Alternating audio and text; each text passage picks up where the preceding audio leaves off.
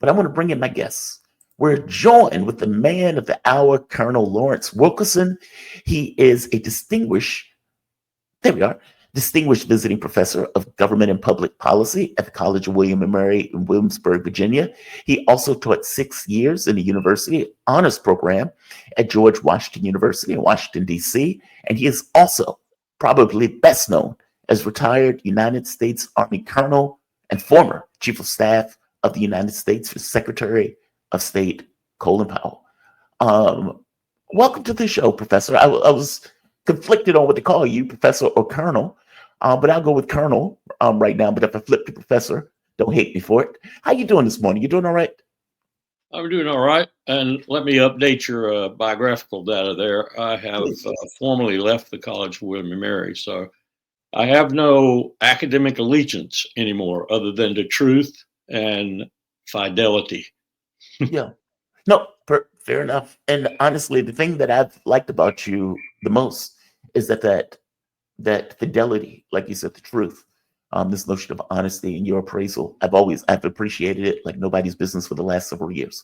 So I feel grateful that you are willing to join me and have this conversation.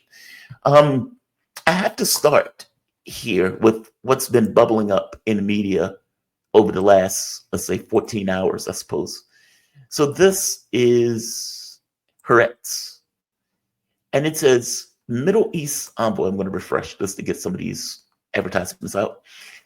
Trump's Middle East envoy forced Netanyahu to accept the Gaza plan he repeatedly rejected. Israeli sources say that involvement of the incoming U.S. administration led by Trump's aggressive Middle East envoy, Steve Witkoff, revived hostage talks with Hamas, while Netanyahu's propaganda machine claims that Trump has left him no choice. What happens is that the coalition will determine whether the prime minister approves the deal. Now, basically what this boils down to is they're saying that Trump's envoy, for one, pushed Netanyahu to show up to a meeting that Netanyahu didn't want to show up to, but effectively is getting him to accept a deal on his way in. Now, this also runs in line with Truth Social Trump posts putting up Jeffrey Sachs calling Netanyahu a son of a bitch for getting us involved in many of these wars. I suspect Iraq was the war in question that Sachs was talking about.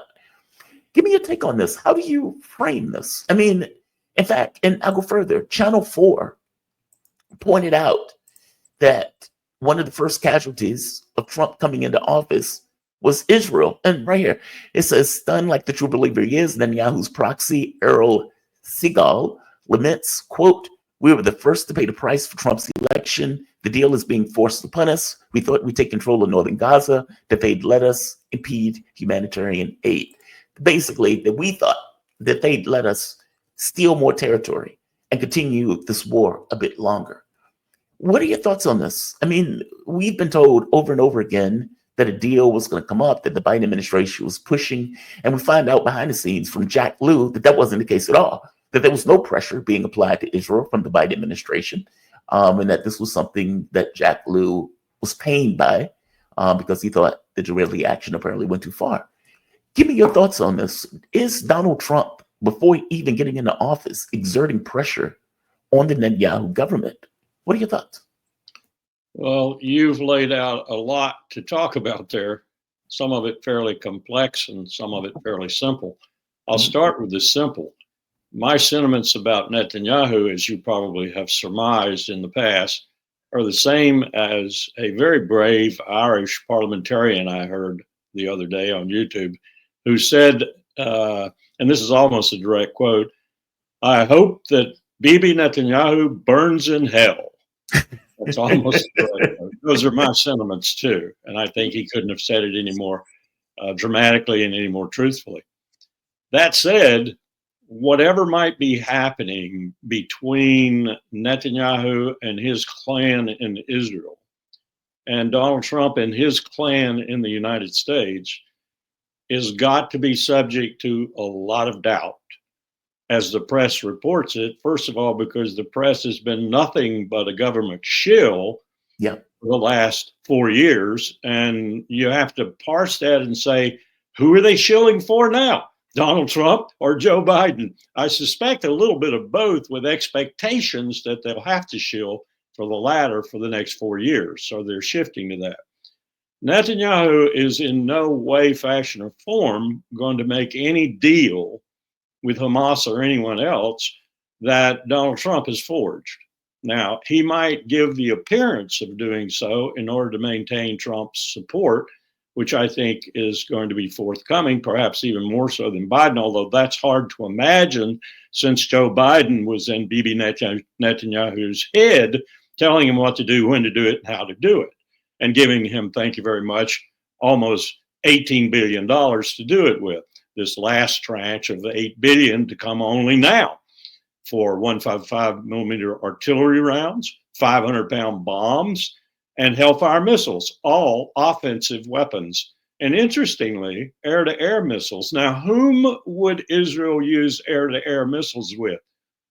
Only two countries come to mind, Iran and Turkey. The only two that come to mind. So this is a really convoluted bunch of propaganda to try and confuse things and make it look like Donald Trump is already on the move and already effective. He will be no more effective than Bibi Netanyahu wants him to be. Really? So the reason why I give this a little bit more credence was, for one, Donald Trump put out the Jeffrey Sachs thing, which, again, I want to get your take on because I don't quite understand why Trump will put that out more than anybody else. But I would say, there's, what was it, on Dialogue Matters, I believe, or Dialogue, I may be forgetting the last word on that. But in this channel, he showed this video where Donald Trump talked about meeting Netanyahu and meeting, what is the man's name? It'll come to me in a moment. The PLO's leader, or the Palestinian Authority's leader, Abbas. Yeah. And pointed out that in the conversation with Abbas came across almost like grandfatherly. And Donald Trump believed, okay, this guy actually wants a deal. When he talks to Netanyahu, not so much. He's like, there's no way that Netanyahu wants this deal.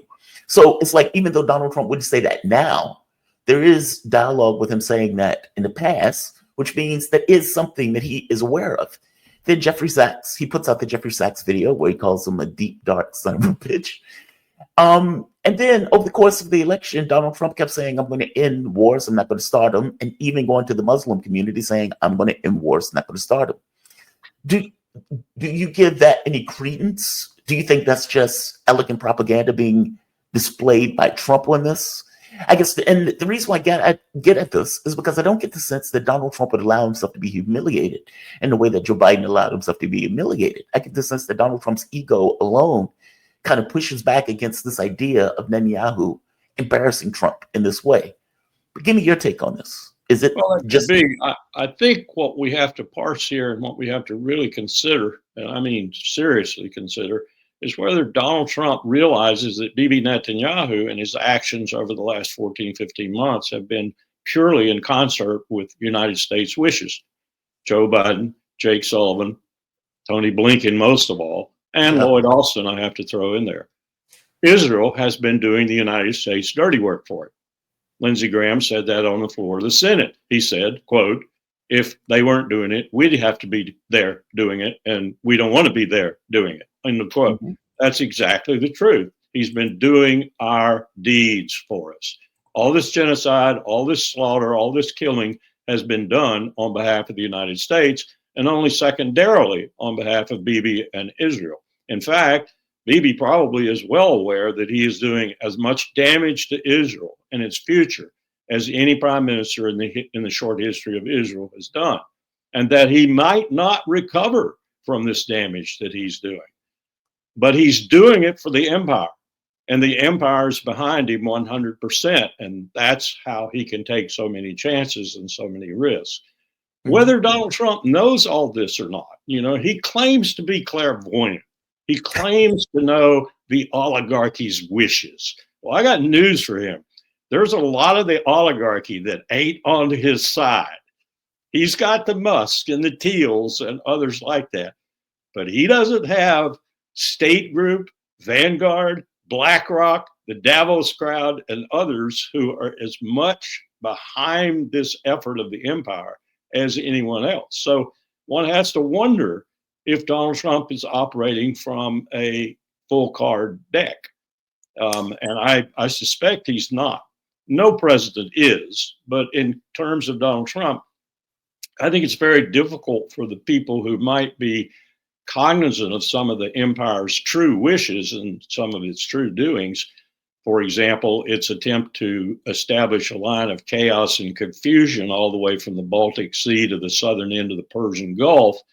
And this is all a strategic objective to arrest the flow of power, real power, cultural, informational, intelligence, military, economic, financial, real power toward China.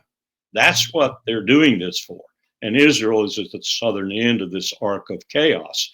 And Iran, of course, is the ultimate target with regard to that chaos. But here's a wrinkle, too. Donald Trump is secretly negotiating through Oman and others who are offering their good offices, and the Iranians are very, very receptive to this, a new nuclear agreement. So one of the things Donald Trump is going to throw on the world almost immediately after the inauguration is the fact that he has got a better deal. It doesn't have any 25-year sunset clauses. It doesn't have any of the weaknesses of the Obama JCPOA. This is what he said all along. So one of the things he's going to throw out there as a diplomatic triumph, and that he is going to say, I did it, the art of the deal, man did it, is a new nuclear agreement with Iran. Now, where does Netanyahu fit in that? Does Netanyahu even know that Donald Trump is going to do this? I'm not sure. My sources aren't that revelatory with regard to that.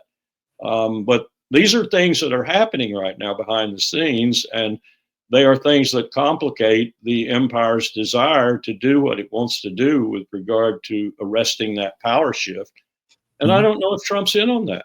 It could be a 4-year interregnum in the empire's strategy to push so hard against China that the shift is halted. Oh, I see what you mean. He may get preoccupied with one thing that halts something else that he's effectively doing. Interesting. But do you think I don't know if he's thoroughly aware of what the overall, this has been the empire's desire ever since George Bush published the national security strategy in 2002. You're talking about a deep state. That strategy tells you. Yeah. You're talking about like a brain trust, like elements of the empire has a certain point of view and certain direction that it wants to go. That whether we have a president in for 4 years or not, that it still goes in that direction either way. Got it. That's the real deep state. That's the real deep state. And that deep state is viscerally opposed to this power shift. Let me back up a little bit and throw some history at your listeners. For 3,000 years, the major power in the world, and we don't learn this in our history books, we don't teach it in our schools. For 3,000 years, the major power in the world, you name the dimension, cultural, economic, was in the East. It was in the East, and it had its intellectual roots, if you will, China. China was once far greater in terms of requisite power at that particular time than the United States is today. It was an economic giant. There was the Persian Empire. There was the Mongol and the Mughal Empire. There were hundreds of empires in that Eastern world. Then it shifted. It shifted toward the West. It shifted beginning with Ferdinand and Isabella's commissioning of the exploration of the so-called New World and all the money that came back to that. And it created enormous empires, the Spanish, the French, and most of all, the British Empire.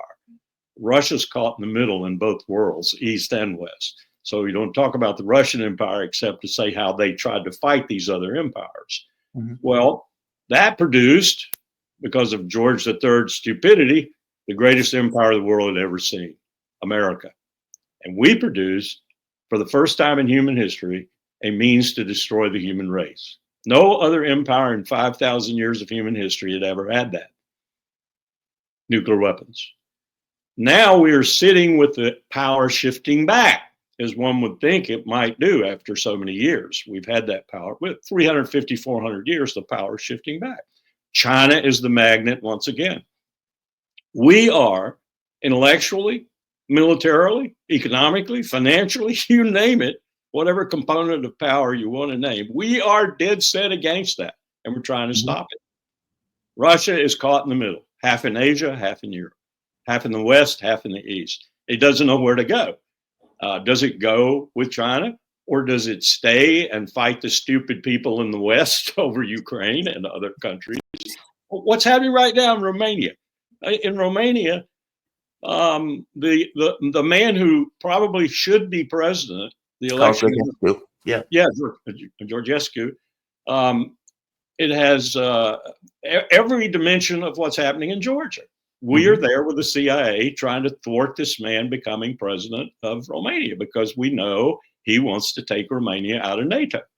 We know that the government in Georgia right now is trying to balance, not go straight with the EU, straight with NATO, but balance between the giant on its north, Russia, and the giants to its west, Europe and the United States. We're trying to throw all these countries into chaos so they can't have any choice but to come with us. Yep. And we're spending billions of taxpayer dollars on this. We're spending billions in Romania. We're spending billions in Georgia trying to overthrow the governments, the existing governments. So this is all part of this giant strategy. I hate to bore your listeners with all this history, but this is a strategy that we will not fall off of. And here's my greatest fear about that strategy. If it comes to it, and we are not winning this great titanic struggle, we will use nuclear weapons. And we'll probably do it in a war with China. So this is very scary. And I don't know if Donald J. Trump or any of the idiots that he's nominated, I won't say all of them, few of them have some sense, like Tulsi Gabbard. I don't know if any of them know this.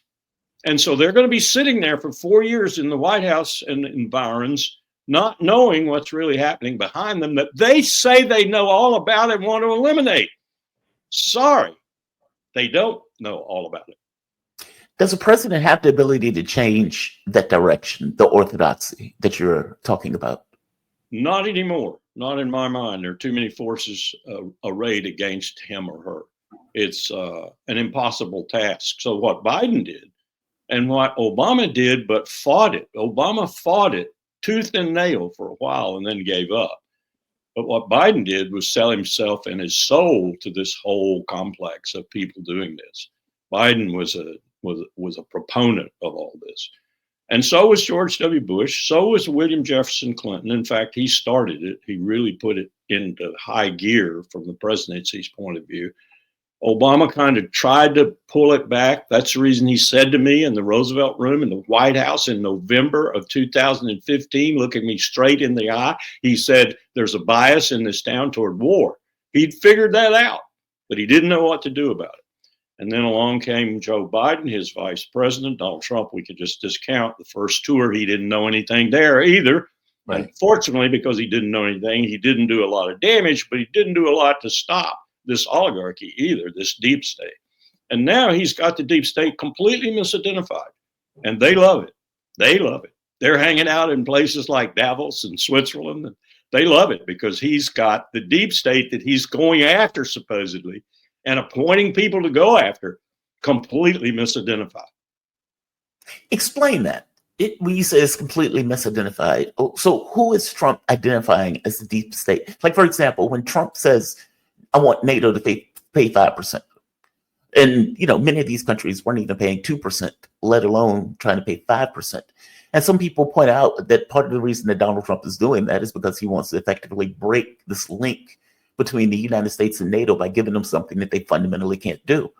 And moving towards spheres of influence by bringing in Greenland for military and, for that matter, exploitation of resources, and even threatening China to get this kind of, threatening Canada in order to get this kind of supranational state or sorts, basically to have the entire continent to be under the Americans' influence in a direct sense, because it's concerned about threats like China and Russia working in tandem with one another, knowing full well that China has 4 times or 3 times our population and can double or triple our industrial base.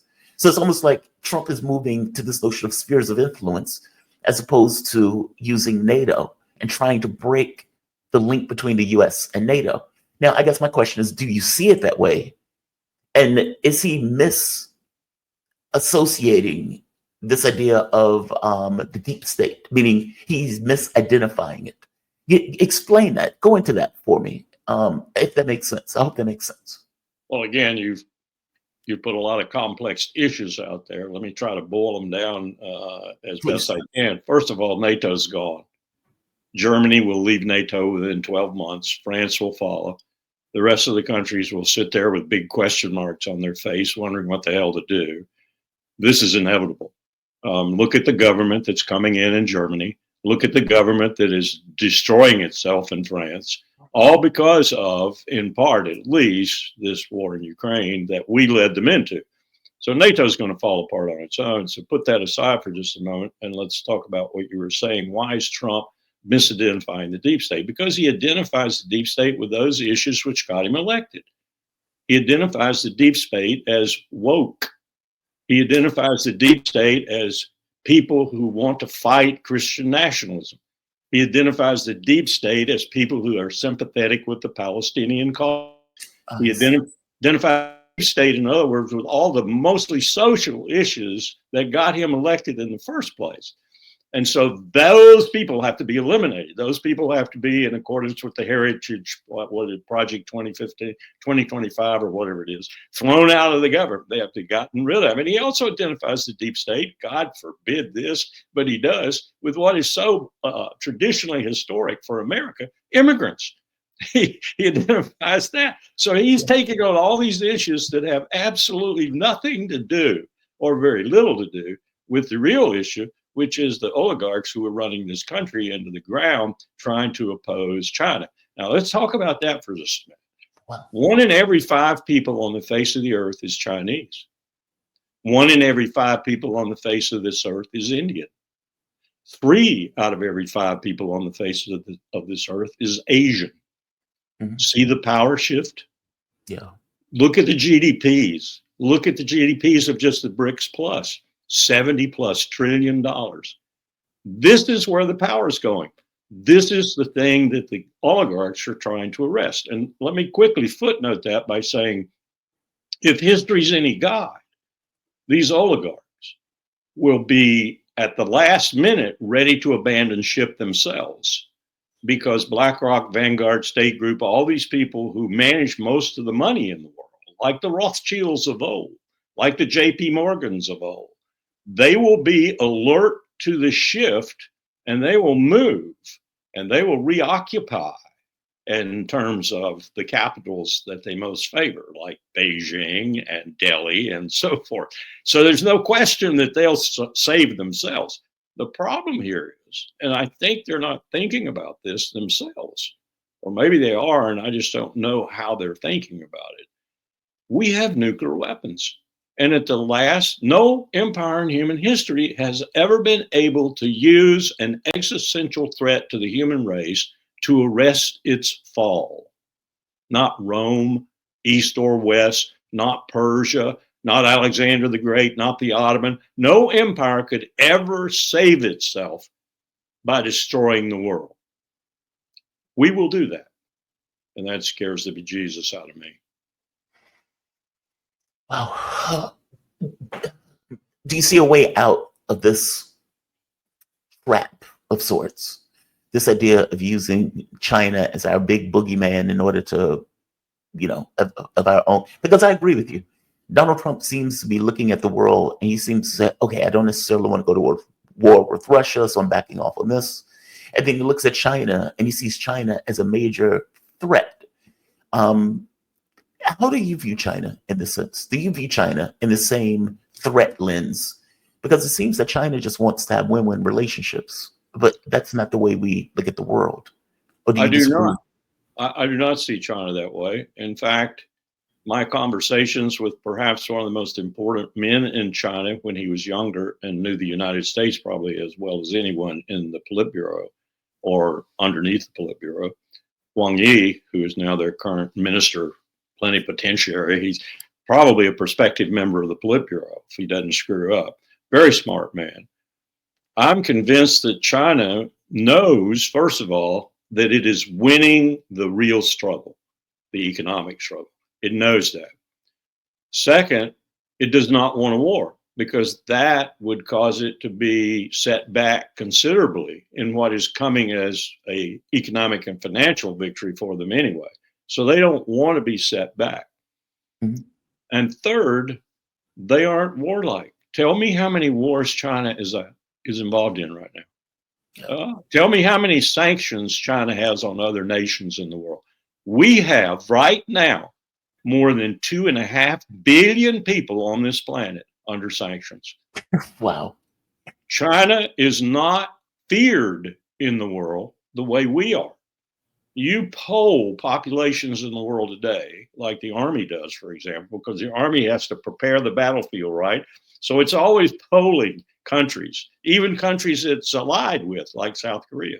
And you will find that people in those countries under 40 years old think the number one threat to their future is the United States of America, the American empire. That's what we've done to ourselves in the world in terms of our reputation and in terms of our real power. So if you're trying to figure out a way to calculate where Russia's going to go, Russia, as I said, is in both worlds. It's got its feet in the East and its feet in the West. It desperately wants to be in the West, where geographers, by the way, put it. If you look at a map, at least that part of the Russia that's from the Urals to the West is in Europe. And it's always wanted to be in Europe. Catherine the Great wanted to be in Europe. Her court spoke French. A 14-year-old by the name of John Quincy Adams was at that court for an extended period of time and did more good reporting on Russia than anybody else we had in the diplomatic corps. And then as an adult, John Quincy Adams went back and was Alexander I, Catherine's successor, ambassador from the United States. And he told us more about Russia than anyone had done in the past. Russia wants to be in Europe. What you see right now is not what Russia would like to be doing. It's doing it because the United States was threatening to put missiles in Ukraine that directly threatened Russia. Think Cuba in 1962 and Russia putting missiles in Cuba. We were going to do the same thing to Russia. That's why he went into Ukraine. He has no desire to take any other territory. He has no desire to take more of Ukraine. He wants this to stop. He wants a peace agreement. And he wants some guarantees that we won't do anything like that in the future and that NATO won't expand any further. And what are we doing? We're trying to get Georgia in. We're trying to get Moldova in. It's insane. So Russia's got to make its mind up. And we're compelling it to go with the flow to the east. Two more questions on this one. For one, do you think they're going to get that deal? I mean, because what Russia wants is a larger security architecture of Europe in general, not just specific to Ukraine. It seems that they want to bring in Europe as a whole, that, as you pointed out, NATO wouldn't necessarily expand. Well, they want to come into Europe. Russia wants to be a meaningful member of Europe, which incidentally is what Colin Powell and George H.W. Bush and Jim Baker, our Secretary of State at the time, promised Mikhail Gorbachev and Edward Shevardnadze, his foreign minister in 91 and 92. It's what they promised them, that Europe would be a part of Russia and Russia part of Europe, that would eventually be a member of the political alliance called NATO, that we didn't really need a military alliance because there wasn't any threat.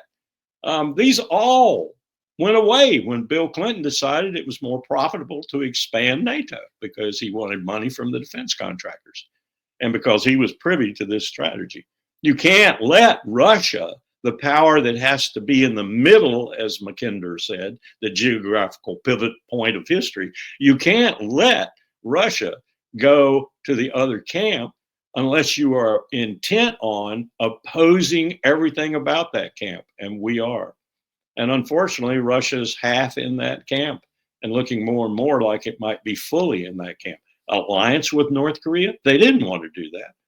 I was there when we talked them out of doing anything like that with regard to the nuclear agreement we were trying to achieve with North Korea.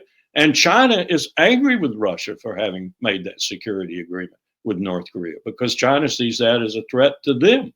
They don't want North Korea being triumphant on the peninsula because if they're triumphant in the sense that they start a war, then South Korea will win it and there'll be a unified peninsula and China will have to look down on a unified peninsula and a peninsula that's opposed to it. So this is a game we've been playing for a long time, and the game is coming to fruition. And the fruition is that China is going to win, and we don't want that to happen. And we will do anything to include allowing a terrible genocide by our little poodle Israel to help it. That line of chaos, that line of confusion from the Baltic Sea, and I learned last week we're also doing it in the Arctic. So think about Greenland, think about the Arctic to the Persian Gulf. We're trying to create a line of chaos and confusion that China can't penetrate, and that will save our ass. And I'm sorry, even for the Middle East, like, connect the dots for us on how the conflict in the Middle East is related to the US's, let's say, Cold War with China.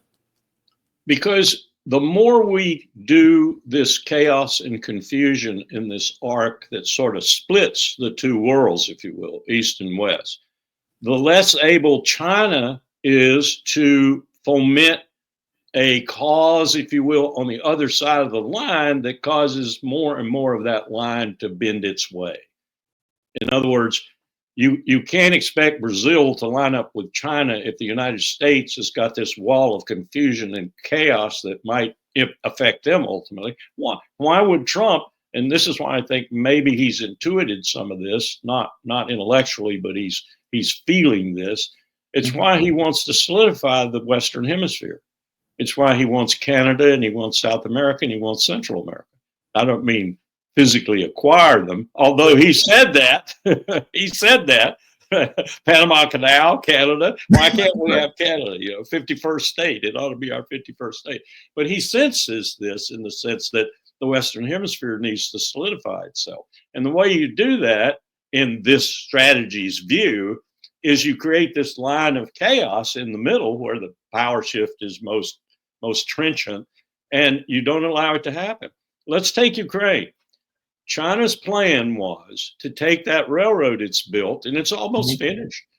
16 hours it takes for China's Pacific port produce to get into the heart of Europe on that rail line. 16 hours. It was 2 to 3 days when they had to ship it. So that's an incredible leap ahead on the economic power that China will exert on Europe. But we stopped it. We're in Ukraine. We stopped it. And that's part of the confusion and the chaos. Syria was a part of it too. We didn't think Syria would fall apart as fast as it did, but we were working on it for 20 years, trying to get Syria to fall apart and trying to get Assad gone. We want him gone primarily for the same reason we want chaos in Iran too. We want them gone. We want some kind of construction there, like the Shah, for example, was in Iran for 26 years, that is conducive to our maintenance of our portion of the empire and not conducive to China. And Israel's our little puppy that attacks everything in sight in order to create that confusion and chaos. Into that confusion and chaos, China's Belt Road Initiative cannot really penetrate very well because they need peace. That they are an advocate of peace. Now, you can say it's self-interested peace, and I'll admit it probably is because they want the markets and they want the profit from those markets. But peace, but what are we? What are we? We're more predatory than China in that regard. Look at what we've done to Africa. Africa's a basket case because of the British and the United States in every real sense of that phrase. We in Britain ruined Africa. And we tried to ruin it even further by making it a military fiefdom. We created Africa Command. The Chinese are not doing it. The Chinese have no desire to make Africa a military command under their rule. It's absurd. China's not that kind of country. J.D. Vance even said that, saying when China goes into countries, they build like roads, bridges, infrastructure. We build military bases. Yep. And how China effectively wins the peace by doing that. Bingo. Yeah, I agree with you. China uses peace as a weapon of sorts. Now, the Chinese can be overbearing. There's no question about it. When you have 1 billion plus people and you have all the money that they have, good Lord, have mercy. They have so much of a trade surplus. It's pitiful. Their trade surplus is equal to half the world's commerce. So they can be very gruff and they can be very bullying when they do things sometimes. But don't kill you, generally speaking, and they don't put their military in your midst, generally speaking, like the empire does. Let me ask you this. You have been a very vocal critic of Israel, even to the point of being at many of these protests. And when I reached out to you, that was one of the things that you mentioned about this idea of how, let's say, the way people are treated in this country when they do protest, even people with your, let's say, your history of being within the context of the US government itself, even you get mistreated in this sense. Go into this for me, especially on this protest against Israel and the genocide that they've been committing over there. I had an interesting experience last week. I learned about a group called Doctors Against Genocide. And I learned about it because I was concerned about Dr. Abu Safia, who the Israelis captured and took into their dungeon and are now probably raping and whatever else they do to these people. And he will probably die. That's my guess. I played the clip of him being taken in and just astonishing. I went to the Hart building, the Hart Senate office building. And I went there in a business suit, tie, looking like chief of staff of the State Department used to look. And I stood there and watched these people in their white doctor's tunics getting their act together. The first time they'd ever done anything like this. There are 15,000 of these doctors, pediatricians, surgeons, you name it. And many of them have served in Gaza themselves. So when they talk about it, they have tears in their eyes. They can hardly keep from crying on some of the things they've seen, like patients, little 4-year-olds who are missing both their legs because a drone hovered over them and shot them.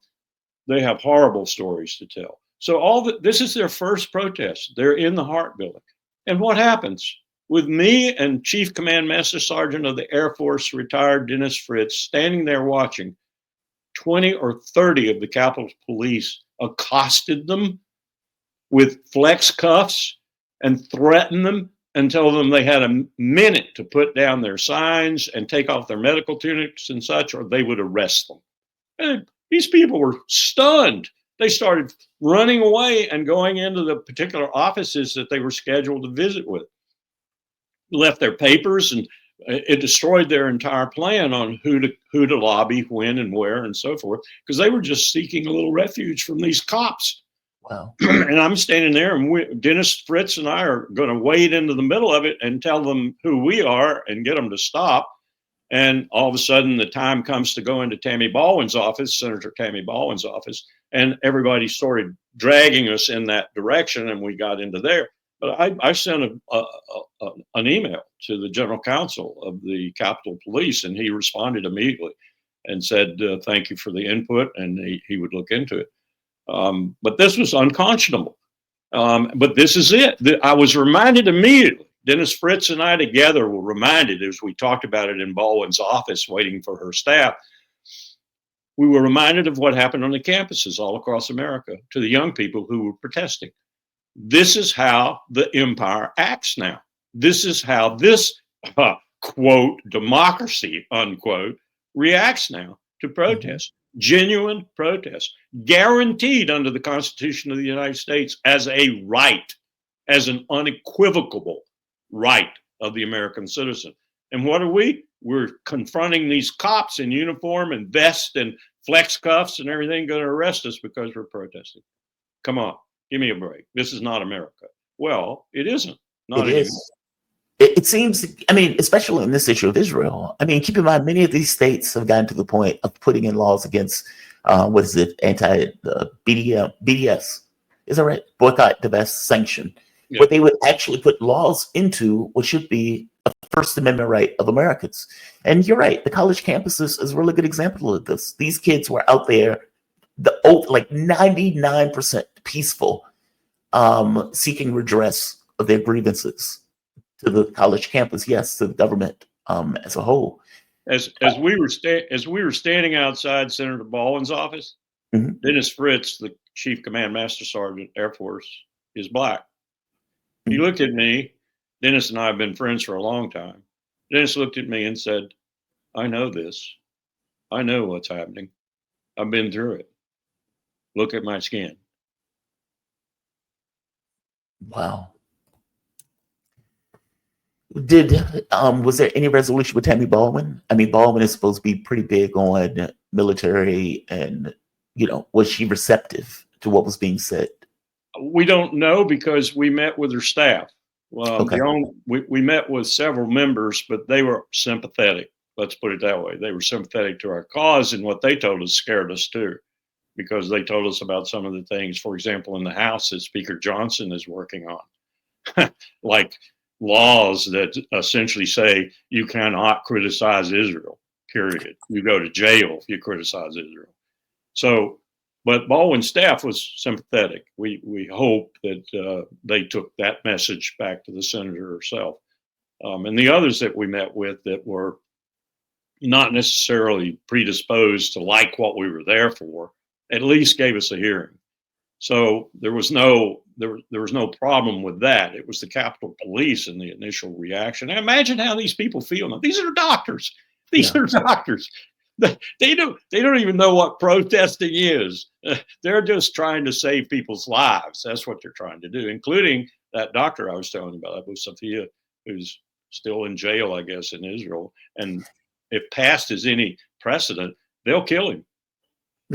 Well, I think they're going to torture him first. I mean, I saw the video where he stayed in that hospital for weeks, and they were bombing it. They were, I mean, I showed the video of him being taken in and the various people that they were taking in with him, and how they mocked him when he first came out because he had worn the same clothes, because he was, again, a doctor trying to hold down the hospital for all that time.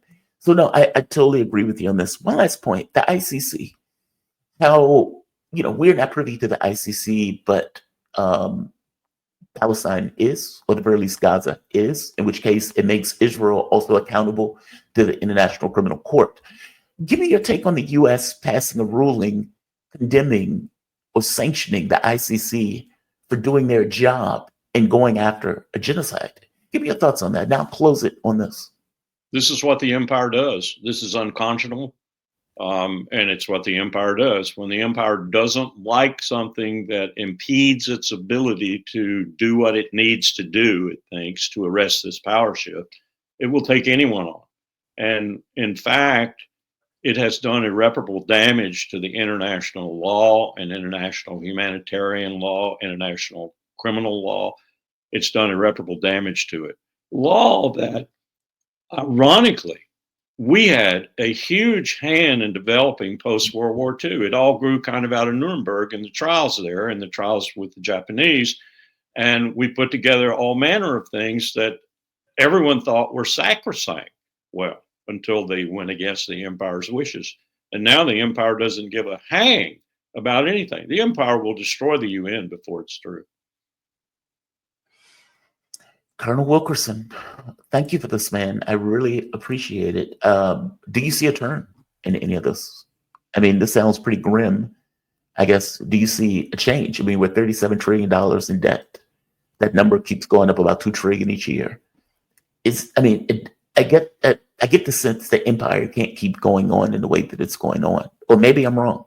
Do you see a turn? No, you're right. You're right. And that's what troubles me, because when it becomes evident even to the stupidest, dumbest amongst us that we're toast, that we're done, I think we'll go to nuclear weapons in order to call it the Solomon option, if you will, pulling the temple down over our heads. The Samson option, bringing everything down. There is a solution, I think. I'm going to give a talk to the League of Women Voters at the Williamsburg Library in February. It'll be my 14th year to do so. Mm-hmm. And I decided I'm going to give this talk, and I'm going to talk about the historical dimensions of this, and then I'm going to talk about what I think is a solution. The solution is a world of comity, collaboration, and cooperation, where we accept the power shift. Even when the power shift occurs, there's plenty of money to be made. There's plenty of peace to be gained. There's plenty of financial transactions to participate in and so forth. We just won't be the biggest dog on the street. But here's the real kicker for me. We have two challenges to tackle that we need to tackle together, all of us. We can't do them all. One of them is the climate crisis, which we're seeing vivid evidence of right now in Southern California. Don't tell me that this hasn't to do with the climate. It certainly does. Those horrific winds are going to be with us now. They're going to be with us until the end of this century, and they're going to get worse and worse. We're going to have 20 to 30 knot winds across the face of the globe every day, and maybe 60 to 90 knot winds across the globe in certain areas, because that's what heating the earth does to the atmosphere. So this is something we all need to work on together in relative peace. And then the other thing is we've destroyed all the nuclear weapons treaties, all of them, every one of them. We did it. The American Empire did it. We need to forge a new multilateral treaty regime and bring everyone into it, including those two pariah states, North Korea and Israel, if it's still a state. I don't think Israel's going to be a state much longer. If it is a state, it's going to be an apartheid state that is condemned by the entire world, far more dramatically and substantially than South Africa was. So there's a solution. There's a solution. We need to work together to meet both of these challenges. From your mouth to God's ears. From your mouth to God's ears. Colonel Lawrence Wilkerson. He is distinguished visiting professor at government and public policy at the College of William and Mary in Williamsburg, Virginia. He also taught at one point for the University Honors Program at George Washington University in Washington, D.C. He is best known as retired United States Army Colonel and former Chief of Staff for United States Secretary Colin Powell. Thank you for this. I really do appreciate you joining me on this. Like I said, I've followed you for years. And so this is a guilty pleasure of mine to be able to speak with you and have a conversation with you. Thank you for this. Thank you for the opportunity. You have a good one.